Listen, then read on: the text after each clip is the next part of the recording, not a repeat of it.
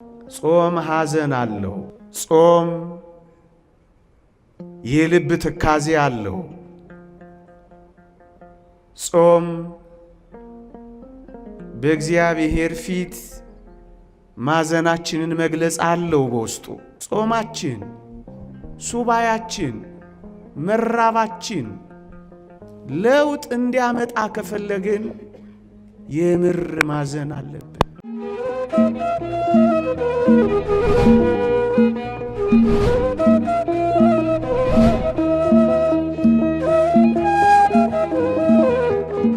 በስመ አብ ወወልድ ወመንፈስ ቅዱስ አሃዱ አምላክ አሜን። ስለምን እንጾማለን በሚል ርዕስ እንማራለን። ጾም የጀመርንበት ሱባኤ የያዝንበት ሳምንት በመሆኑ ከዚህ ከጾማችን ተጠቃሚ እንድንሆን ስለምን እንደምንጾም እንድናውቅ የጾማችንንም ዓላማ እንድንረዳ የምታውቁትን ደግሞም ብዙዎቻችሁ የምትኖሩበትን ጥቂት መንፈሳዊ ሐሳቦችን ብቻ አስታውሳችኋለሁ። እግዚአብሔር ከሁላችንም ጋር ይሁንልን፣ አሜን። በቅዱሳት መጻሕፍት ስለ ጾም በተጻፉት አንቀጾች ሁሉ የጾም ጥቅሞች፣ የእግዚአብሔር ሰዎች በጾም ምክንያት ያገኙት በረከቶች አብረው ተጠቅሰዋል። እነሱን ቀደም ብዬ አሰማችኋለሁ። ታስታውሱ ከሆነ ታላቁ ነህምያ አያሌ ቀንም አዝን ነበር፣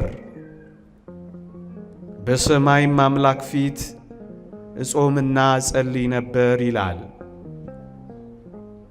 ወገኖቼ ሐዘኑን የገለጸው ምሬቱን ያሳሰበው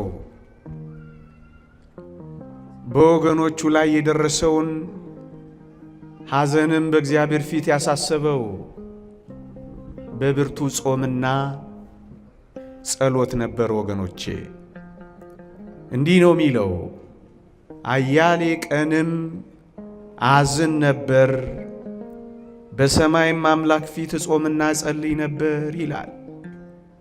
ወገኖቼ ጾም ሐዘን አለው። ጾም የልብ ትካዜ አለው። ጾም በእግዚአብሔር ፊት ማዘናችንን መግለጽ አለው በውስጡ። ለዚህ ነው ነህምያ የኢየሩሳሌምን መፍረስ፣ የቅጥሮቿንም መቃጠል፣ የሕዝቦቹንም መበተን፣ የመቅደሱንም ነገር ሲሰማ አዘነና በአምላካችን በእግዚአብሔር ፊት አያሌ ቀን ከማዘኑ ጋር ይጾምና ይጸልይ ነበር። ወገኖቼ እኔና እናንተ በዚህ ዘመን ሐዘን አለብን። ሳቅ ላይ አይደለም ያለነው፣ ፈንጠዝያ ላይ አይደለም ያለነው። የምር በእግዚአብሔር ፊት መኖር የሚፈልጉ ሰዎች አሁን በሐዘን ስሜት ውስጥ ነው የሚኖሩት። ምክንያቱም በብዙ ጦርነቶች ውስጥ ታጅበን ነው ይህን ጾም እያካሄድን ያለን። በወገኖቻችን መካከል የእርስ በእርስ ጦርነቶች ህመሞች ሆነውብናል።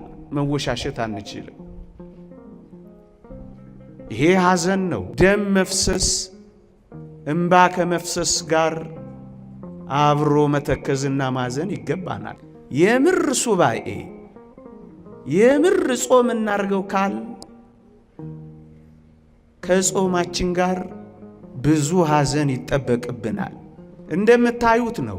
ብርሃኑ ጨለማ እስኪመስለን ድረስ ምን ደስ የሚያሰኙ ነገሮች ያሉንና ሳቅ ይቀድመናል። ሆድ ለማባስ እናንተን ጥልቅ ሐዘን ውስጥ ለመክተት የበራውን ፊታችሁን ለማጨለም ደስታችሁን ለማጨፍገግ ፈልጌ ግን አይደለም። እውነቱን ግን ዋጥ ማድረግ አለብን። ሐዘን አለብን። በአደጋ ጣዮች ምክንያት ምስኪኖችና ምንም ያልሆኑ ሰዎች የሞት ዜናቸውን ደጋግመን እንሰማለን። ይህን እንዴት አድርገን ልንክደው እንችላለን? ምንም የለብንም። ስለዚህ ኦርቶዶክሳውያን የእውነት ጾማችን ከሐዘን ጋር ነው? ሐዘን አለበት ነው? ስለታወጀና መደበኛ ኖርማል ስለሆነ ነው እያሳለፍን ያለ ነው። ጾማችን፣ ሱባያችን፣ መራባችን ለውጥ እንዲያመጣ ከፈለግን የምር ማዘን አለብን። በቤተ ክርስቲያናችን መካከል ደስ የሚያሰኙ ነገሮች አንሰማ። እዚህም እዚያም አትሰበርም እንጂ ለመሰበር የምትቀርብ እስክትመስል ድረስ ትገፋለች። ይሄን መካድ ይቻላል? አይቻልም። ታዲያ የሚያሳዝነን ነገር የለም። አያሌ ቀንም አዝን ነበር፣ በሰማይ አምላክ ፊት እጾምና እጸልይ ነበር ይላል። ለሚቀጥለው ትውልድ ጭምር ማዘን የለብንም? እንግዲያውስ የምር እግዚአብሔር የሚቀበለው ሱባኤና ጾም እንዲሆን ከፈለግን ማዘን እንጨምርበት፣ ልምድ አናድርገው። አንደኛ። ሁለተኛ፣ በቅዱሳት መጻሕፍት የምር ይጾሙ የነበሩ ሰዎች ራሳቸውን በልዑል እግዚአብሔር ፊት ያዋርዱ ነበር። ወገኖቼ መጽሐፍ ቅዱስ እንዲህ ይላል፣ በፈጣሪያችን ፊት ሰውነታችንን እናዋርድ ዘንድ ጎዳናችንንም ያቀናልን ዘንድ ለልጆቻችንና ለፍጥረቱም ሁሉ ጎዳናቸውን ያቀናላቸው ዘንድ አሕዋብ የሚባል ወንዝ ጾምን እንጹም ብዬ አዋጅ ነገርኩኝ። ስለዚህ ነገር ጾምን፣ ወደ እግዚአብሔር ለመንን፣ እርሱም ተለመነን ይላል። እንዲህ ያሉ የጾም ጊዜያት በኢትዮጵያ ኦርቶዶክስ ተዋሕዶ ቤተ ክርስቲያን ኩራታችን የሚተነፍስበት ወቅት ነው መሆን ያለበት። ወገኖቼ እንዲህ ባሉ የጾም ጊዜያት ኩራታችን፣ ትዕቢታችን፣ ቀና ቀና ማለታችን ዝቅ ዝቅ ሊል አይገባም። መቼ ነው በእግዚአብሔር ፊት የምንዋረደው? ምን ሲሆን ነው በእግዚአብሔር ፊት የምንነጠፈው? ወገኖቼ ምን ሲመጣ ነው እጃችንን የምንሰጠው? ምን ሲመጣ ነው ምን ተነፍሰው? ምን ሲመጣ ነው የምንማረከው? ምን ሲመጣ ነው የምንበረከከው? እንጃ። እሳት ሲዘም እንጃ። መጣው መጣው የሚለው እኛ ቤት ሲመጣ እንጃ። በዚህ የጾም ወቅት ከአልጋችን ብቻ አይደለም መዋረድ ያለብን፣ ከኃጢአታችንም ጭምር ነው መውረድ ያለብን። ወገኖቼ ኃይል እንደሌለን ደካሞች እንደሆነ የምናውቅበት፣ በእግዚአብሔር ፊት በእውነት የምንዋረድበት የምንወድቅበት፣ አንተ ምራን፣ አንተ እጆቻችንን ይዘህ አራምደን፣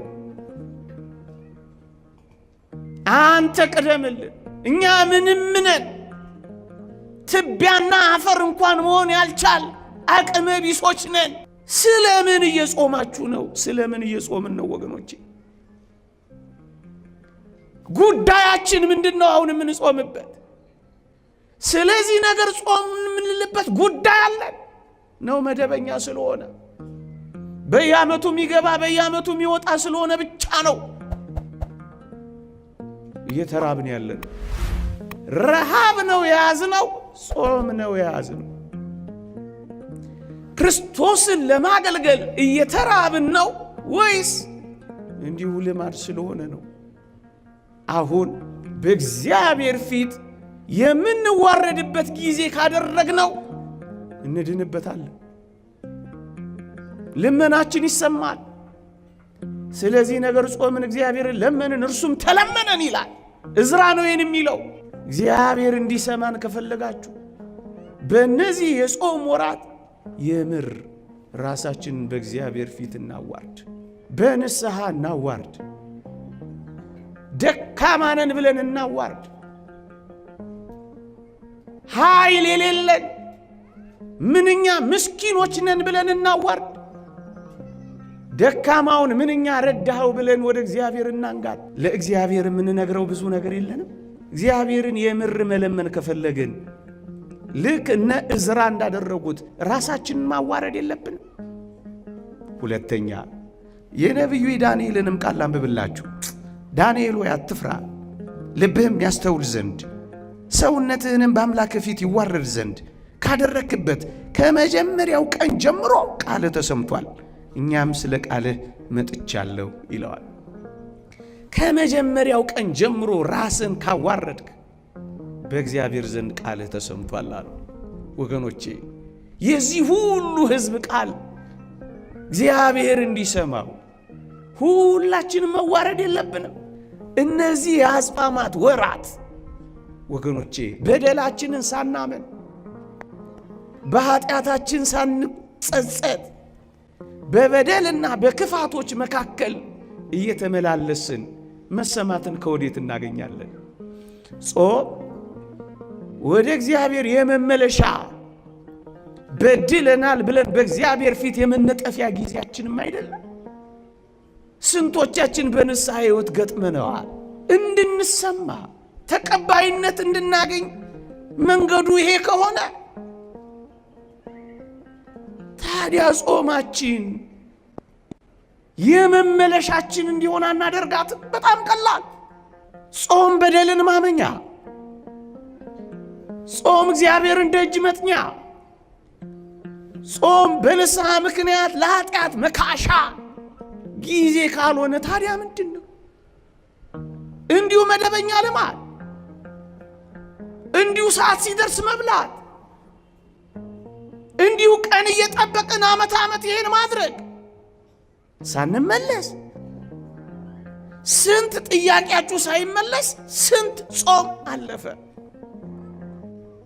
ወገኖቼ የጾም ውጤቱ የሚታወቀው የመንፈሳዊ የሕይወት ለውጥ ስናመጣ ነው። ብርቱ የጾም ቀናት ባለፉ ቁጥር ስንት የሕይወት ለውጥ ያላመጣንባቸው የጾም ወራት ነጎዱ። ቅዱስ ዮሐንስ አፈወርቅ የጾም ውጤቱ የሚታወቀው የሕይወት ለውጥ ስናመጣ ነው ይላል። አለበለዛ ምኑን ጾም ነው?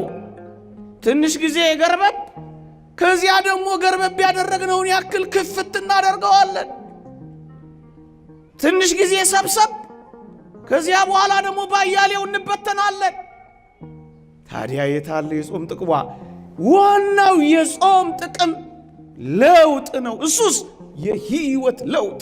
አራተኛ ያለምንም ጥርጥር ሁላችንም አንድ ደግሞ ተጋድሎ አለብን። ኦርቶዶክሳውያን እንደመሆናችን ከአጋንንት ጋር ገባንም አልገባንም ወደድንም ጠላንም ውጊያ ውስጥ ገብተናል፣ ደም ተቃብጠናል። ታዲያስ በምን ልናሸንፈው ይገባል? ወገኖቼ የሚታገሉን አጋንንት አይናቸውን ትኩር ብለው ቢያዩ ሊያጠፉ የሚችሉ መናፍስት እንዳሉ አታውቁ? ታዲያ ብቻችን እንዴት እንችላቸዋለን? ዝም ብለን እየተዋጋን ይሆን እየወደቅን ያለ ነው? የታል እጃችሁ ላይ የምር መሳሪያ? እንዲህ ይላል ማር ይስሐቅ፣ ክፉ ባላጋራ ሰይጣን ከሰው አንዱን ጾም ሲጾም ያየው እንደሆነ ይፈራል።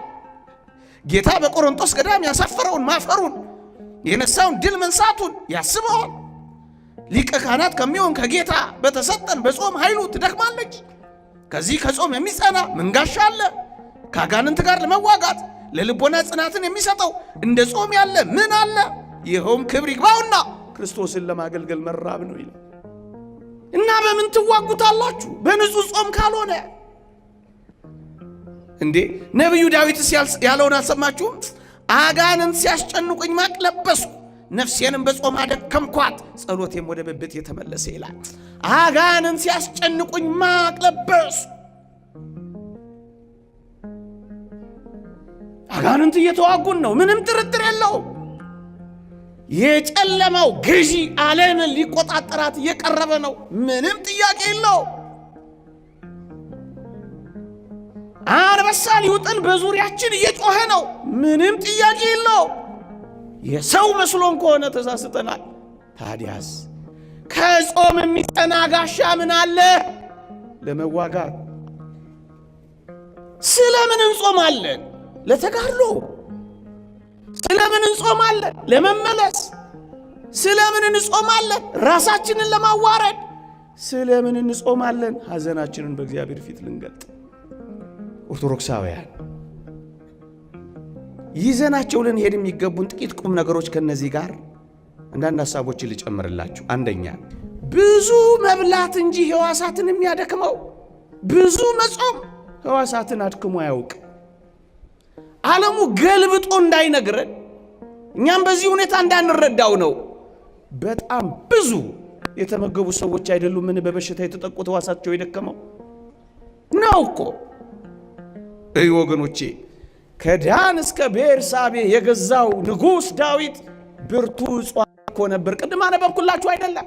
ሰውነቴ ቅቤ በማጣት ከሳ ያለው እሱ አይደለም? እንዲህ አይነቱ ብርቱ ንጉሥ በጾም ነው ብርቱ የሆነው። በጾም ትነግሳለህ ክርስቲያን ሆይ። የሚጾም ሰው ደካማና ለፍስፍስ የሚሆን እንዳይመስላችሁ።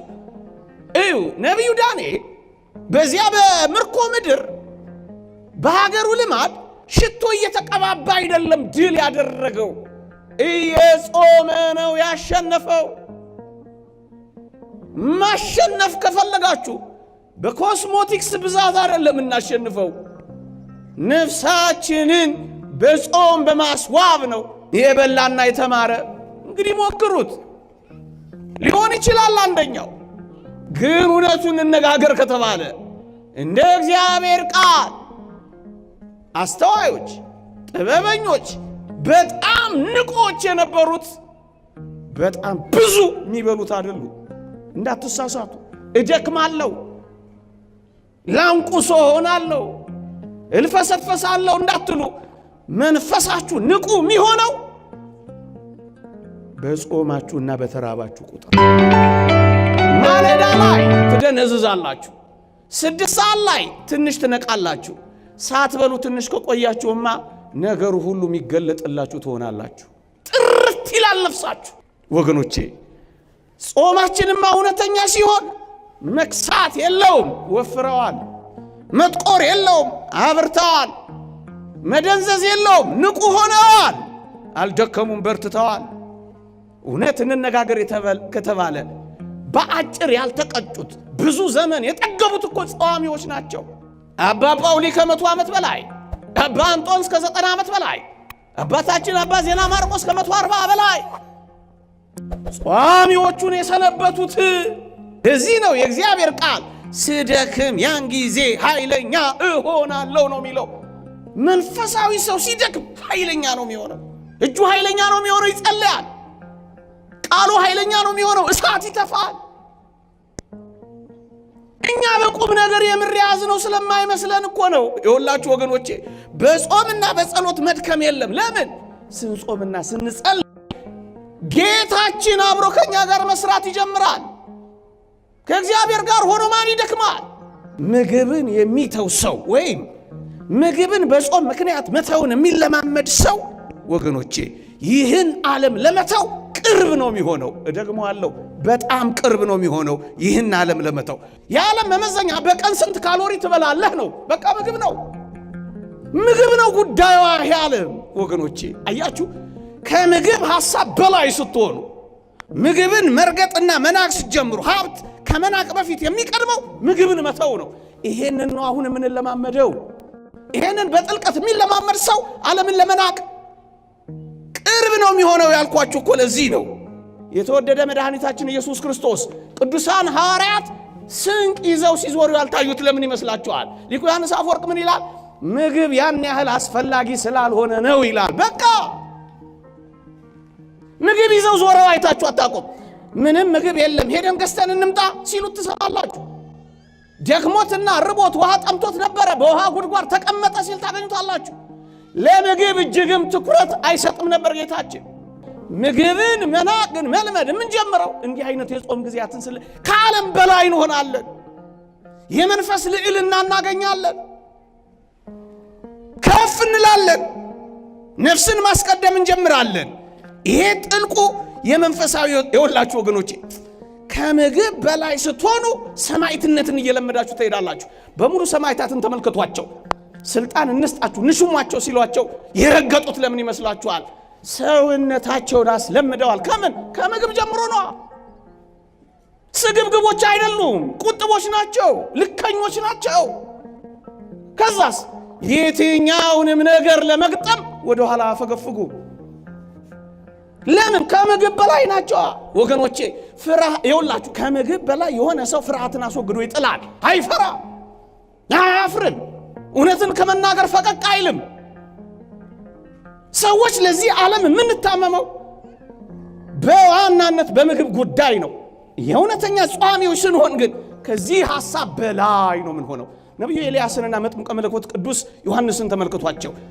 ያኛው አካብን ይሄኛው ሄሮድስን ሳይፈሩ የሚገስጹት ለምን እንደነበር ታውቃላችሁ? አይበሉም ነበረ። አይበሉ በረሃኞች ነበሩ። ለዚህ ነው አጥብቀው ሲገስጹ የሚታየው። ለምን? እኛ ፈሪዎች ሆን በላተኞች ሆና ኧረ ልኑርበት። አያችሁ፣ የዓለም ተለማማጮች፣ የጉልበቷ ተቅለሽላሾች፣ የማማመለሏ ተንበርካኪዎች ምን ሆነው በበላንና ለምግብ እጅግ ትኩረት በሰጠን መጠን ነው ወገኖቼ። አባቶቻችንም ይህን ግልጽ በሆነ ቋንቋ አስቀምጠዋል። ምን ይላሉ? ለገንዘብና ለከንቱ ውዳሴ በሞቴ ስሙኝ። ለገንዘብና ለከንቱ ውዳሴ የሚያዘነብል ጽኑ የሆነ ፍላጎት ከሌለን ሞትንም ሆነ ድህነትን አንፈራም። ደግሞ እኮ አጭር ነው የምግብ ጣዕሙ፣ የምግብ እይታው በጣም አጭር እንደሆነ ታውቃላችሁ። ለአጭሩ ነው ረጅሙን እየቀየርን ያለ ነው። አጭር ስትል ምን ማለት ነው ካላችሁ፣ እዩ የምግብ እይታው በጣም የሚስበን እኮ ከእጃችን አንስተን አፋችን ውስጥ እስክንከተው ድረስ ነው። እውነት አሰብ ጣዕሙማ የበለጠ እኮ በጣም አጭር ነው። ከምን እስከ ምን? ከምላስ እስከ ጉሮሮ እኮ ነው። እንዲህ ላለው የአጭር አጭር ነገር እኮ ነው ዘመናችንን ሁሉ ተጣብቀን ምን ኖረው። በጣም አጭር ነው። ጣዕሙ አጭር ነው። እይታው አጭር ነው። መጎምጀቱ አጭር ነው። ወገኖች እውነተኛ ጾምን የምር ምን ጾም ከሆነ ስትጾሙ ውላችሁ የለም። ታዲያስ ቆየት ብላችሁ ብዙ በመጥገብና ብዙ በመብላታችሁ በጾም ምክንያት የገነባችሁትን መንፈሳዊ ጸጋ አደራችሁ እንዳታፈርሱት። እና ምን እናድርገው ካላችሁ በልኩና በመጠኑ ተመገቡት። ጾም ማለት ከጾም በኋላ ምን እንደምንመገብ እያሰብን ወይም እያማረጥን እስከ ጾም ሰዓት ድረስ የምግብን ሐሳብ ተሸክመ ነው ምን ቆየው። ለምንድን ነው አያችሁ? ከዚህ ሐሳብ መውጣትና ከዚህ ሐሳብ በላይ ምግብን ጭራሽ መርሳት ጭምር ነው። ደረሰ አልደረሰ እያሉ 10 ሰዓትን እያዩ 20 ጉዳይ ሆነ ሩብ ጉዳይ ደረሰ እያሉ እጅን እያዩ የሚጾሙት ጾም አይደለም። እናስ ምንድን ነው? የእጅ ሰዓትን ሳይሆን የምንጠባበቀው በዚህ ጽኑ ሕይወት ውስጥ በምናገኘው ጸጋ የሚሰጠንን አክሊል እያየን ነው የምንጓዘው። ይሄ ነው እውነተኛ ጾም ማለት። ስንት ቀን ቀረኝ እያለ እየቆጠረ ቅዳሜና እሑድ ሲመጣ እየፈነጠዘ እንዲህም አይነት ጾም የለም። ይልቅ በጾም ውስጥ ባሉ በረከቶች ነፍስ በምታገኘው ንጽህና እየተደሰተ መኖር ነው እውነተኛ ጾም። ይሄ ነው እውነተኛ ጿሚዎች። ማለፊያ ነገርም የላቸው። ይሄ በአንድ ጊዜ የሚደረስበት ላይሆን ይችላል፣ ግን አስቡበት። ቀስ በቀስ ትንሽ ነገር እየቀመሱ ነው የሚኖሩት። አባቶች አንድ አስደናቂ ምክር ይመክራሉ። ምን ይላሉ? የጾም ሰዓት እንኳን ሲያበቃ አትጣደፍ ይላሉ። አትጣደፍ፣ ከምግቡ በላይ መሆንን አሳይ። እንዴት? ምግብህን አስቀምጥና መጀመሪያ ልጸልይ ከዛ በኋላ አበላለሁ ብል ጸልይ። ከዛስ እንደገና ምግብህን አስቀምጥና አንድ የመጽሐፍ ቅዱስ ቃል አንብበል። ምግብ ይቀመጥ። ከምግብ ሐሳብ በላይ መሆንን አሳየው። የመጽሐፍ ቅዱስ ቃል አንብብ፣ ተመገብ። መጀመሪያ ነፍስን መግባል። ከዚያስ አሁን ልብላ አትበል። እንዲያውም እንዲህ ብለህ ምግቡን አሳፍረው። ምን ብለህ? ትንሽ ደግሞ ያነበብኩትን ቃል ላሰላስለው ብለህ ተመሰጥበት። ምን ማለት ነው? ከምግብህ በላይ ሁንበት። ጨምረህ ለተወሰኑ ደቂቃዎች አምላክህን አክብርበት። ደሱ ነው የሚሉት። እውነተኛ ጾም ምን ይሆናል? የረሃብ ስሜት ሊሰማን ይገባል። ጌታችን በወንጌል ከጾመን በኋላ ተራበ ነው የሚለው። የተወደዳችሁ ኦርቶዶክሳውያን እውነተኛ ጾም ረሃብ ሊከተላት ይገባል። እንደውም አንድ አባት ዮሐንስ ዋሴው የሚባል አባት ምን ይላል? የአጋንንት አለቃ የወደቀው ሉሲፈር ነው ይላልና የፈቃደተ ሥጋ አለቃ ደግሞ ይላል ሆዳምነት ነው ይላል። የአጋንንት አለቃ ሉሲፈር ነው። የፈቃዳተ ሥጋ ሁሉ አለቃ ደግሞ ጥጋብ። ጥጋብ ከመጣ የማይመጣው ጉድ የለም። ዝሙት የሚመጣው ለዛ ነው። ልበ ደንዳናነት የሚከተለው ለዛ ነው። ለምንድን ነው ብዙዎች ሲነገራቸው የማይሰሙት ደንዳና የሆኑት ካላችሁኝ? ጥጋብ ነው፣ ሆዳምነት ነው፣ ስግብግብነት ነው። መች የደሃ እምባ ይታያቸዋል? ለምን? ጠግበዋል። ከጠገብክ እግዚአብሔርን መርሳት አይቀሬ ነው። በልኩ ነው ክርስቲያን የሚኖረው ወገኖቼ። ብርቱ ጸሎት መጸለይ የሚፈልግ ሰው እንደውም ሊቁ ዮሐንስ አፈወርቅ ምንድነው የሚለው? በምሽት ሰዓት ተንበርክከህ የአምላክህን ስም ልትጠራ ስትል ሆድህ እንዳይከብድህ ሆድህን በልኩ ሙላው ይላል። እንኳን በአጽዋማት ወራት በሌሎችም ወራት ጸሎታችን በደንብ እንድትደረግ ከፈለጋችሁ ሆዳችሁን ባዶ አድርጓል። ምን ማለት መሰላችሁ? በጥጋብ ሆድ ሲከብድ ላይ ስለማይቻል እኮ ነው። እንደውም ይውላችሁ በጥጋብ ምክንያት እንባ ይደርቃል።